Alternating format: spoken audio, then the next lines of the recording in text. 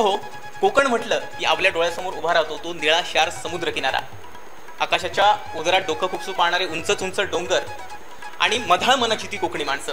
कोकणचं हेच शाहीपण अगदी शाहीरित्या जगासमोर आणावं यासाठी कोकणशाही या नव्या चॅनलची मुहूर्तमेढ आज विजयादशमीच्या शुभ मुहूर्तावर रोवली जाते आणि आपल्याला शुभेच्छा देण्यासाठी अनेक मान्यवर उपस्थित आहेत. सर्व मान्यवरांचं मी कोकणशाही परिवाराच्या वतीनं स्वागत करतोय. आणि ज्या शाही सोहळ्यासाठी सगळे वाट पाहत आहेत ते म्हणजे कोकणशाही या चॅनलचा उद्घाटन सोहळा, जो आपल्या आई वडील म्हणजे ज्यांच्यामुळे आपण आजवर इथपर्यंत येऊन पोहोचलो त्यांच्या हस्ते होणार आहे. त्यामुळे सगळ्यांनाच याची उत्सुकता लागली आहे. आता अगदीच थोड्याच वेळात फीत कापून कोकणशाहीचा शाही उद्घाटन सोहळा संपन्न होणार आहे. त्यामुळे आई वडिलांना मी विनंती करतो की कृपया त्यांनी फीत कापावी आणि कोकणशाहीचा शाही उद्घाटन सोहळ्याचा प्रारंभ करावा.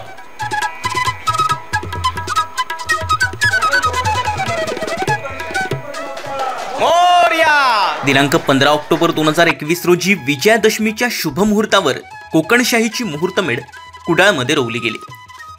अगदी सुरुवातीपासूनच कोकणशाहीचे दर्शक, वाचक, जाहिरातदार आणि हितचिंतक यांच्या सहकार्याच्या जोरावर 16 लाखपेक्षा अधिक लोकांपर्यंत अवघ्या 2 वर्षात आम्ही पोहोचू शकलो. हे शक्य झालं ते फक्त तुमच्यामुळेच. आज 29 ऑक्टोबर 2023. आपण सर्वांनी दिलेल्या ताकदीमुळे आणि विश्वासामुळे कोकणशाहीचा द्वितीय वर्धापन दिन सोहळा त्याच थाटात होतोय. कोकणशाही चॅनलनं अगदी आपल्या टॅगलाईन प्रमाणेच नेहमी कोकणच्या समृद्धीसाठी प्रयत्न केलेत. कोकण विकासाच्या प्रत्येक पैलूवर प्रकाशझोत टाकण्याचं काम कोकणशाहीनं केलंय.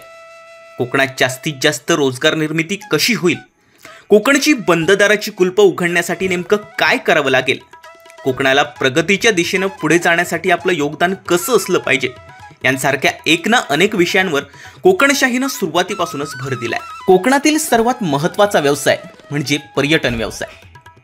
कोकणचं पर्यटन वेगळ्या पद्धतीनं जगासमोर मांडता यावं यासाठी शाही सफर नावाचा बिग बजेट कार्यक्रम कोकणशाहीनं अगदी सुरुवातीला हाती घेतला. या शाही सफरच्या माध्यमातून दर्शकांना कोकणच्या सौंदर्याची सफर घडवून आणली.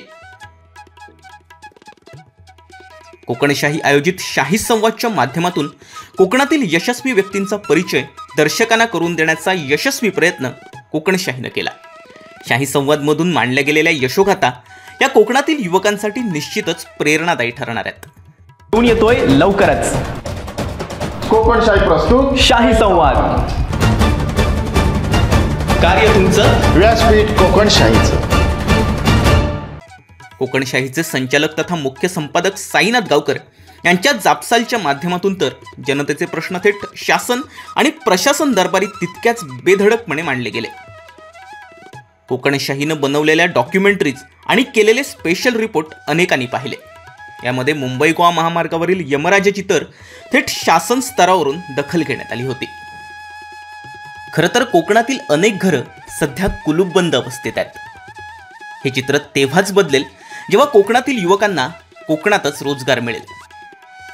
हे तेव्हाच शक्य आहे जेव्हा कोकणात मोठमोठे प्रकल्प येतील आणि त्याचवेळी कोकणचा खऱ्या अर्थानं विकास झालेला असेल. कोकणात येऊ घातलेली ग्रीन रिफायनरी कोकणाला विकासाकडे घेऊन जाणारी आहे. या रिफायनरीला कोकणातून जोरदार विरोध होता, परंतु ही रिफायनरी एक परीस असून कोकणी माणसाच्या आयुष्याचं सोनं करण्याची ताकद याच ग्रीन रिफायनरीमध्ये आहे. आणि म्हणूनच या ग्रीन रिफायनरीची सकारात्मक बाजू लोकांना पटवून देण्याचं काम कोकणशाहीनं केलं. अर्थात यावरून बरेच आरोप प्रत्यारोप सुद्धा कोकणशाहीनं झेलले, पण सत्य सांगताना मागे हटू नये याच भूमिकेनं कोकणशाहीनं आपलं काम केलं.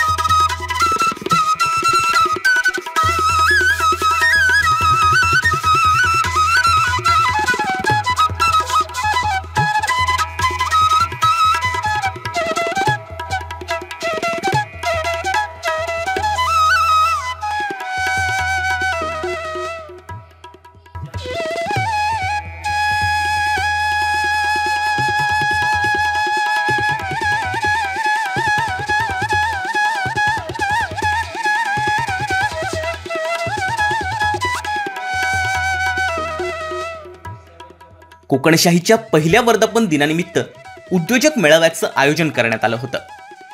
याच दिवशी कोकणातील विविध क्षेत्रात उत्कृष्ट कामगिरी बजावलेल्या 100हून अधिक नररत्नांचा शाही सन्मान कोकणशाहीच्या शाही मंचावर झाला होता।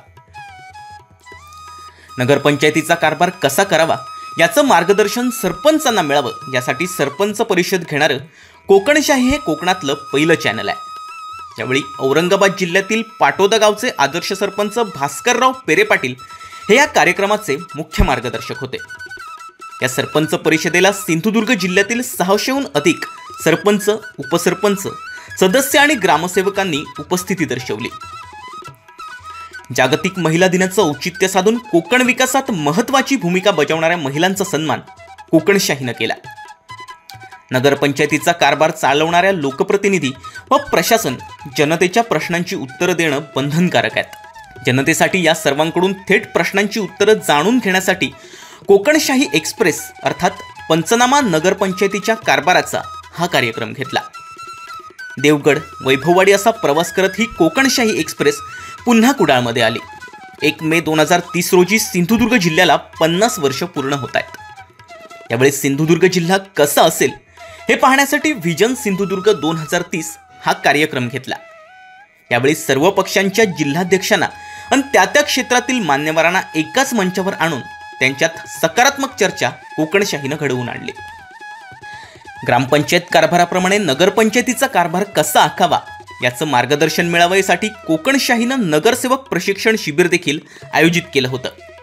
या दिवशी पुणे महापालिकेचे आयुक्त राहिलेले महेश झगडे, माहिती अधिकार क्षेत्राचे जाणकार विजय कुंभार आणि वेंगुर्ला नगर परिषदेचे माजी नगराध्यक्ष राजन गिरप यांनी उपस्थित सर्वांना मार्गदर्शन केलं होतं।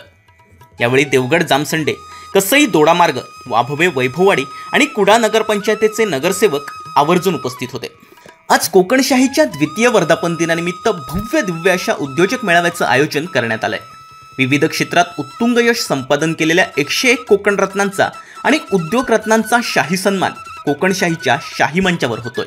आज कोकणातील प्रत्येक घटकाला हक्काचा मंच मिळवून देण्याचं काम कोकणशाहीनं केलंय। जनतेचे प्रश्न त्याच ताकदीनं मांडणं आणि कोकणाला सर्वांगीण समृद्धीच्या दिशेनं घेऊन जाण्यासाठी जबाबदार प्रसारमाध्यम म्हणून कोकणशाही आज काम करतंय। कोकणशाही हे केवळ न्यूज चॅनल नसून कोकण विकासाची चळवळ आहे। त्यामुळेच कोकणच्या समृद्धीसाठी सदैव झटणाऱ्या कोकणशाहीचं नाव आज प्रत्येकाच्या ओठावर आहे। याही पुढील काळात आपणा सर्वांचं सहकार्य आणि मार्गदर्शन सदैव कोकणशाही सोबत राहील याची आम्हाला खात्री आहे। धन्यवाद।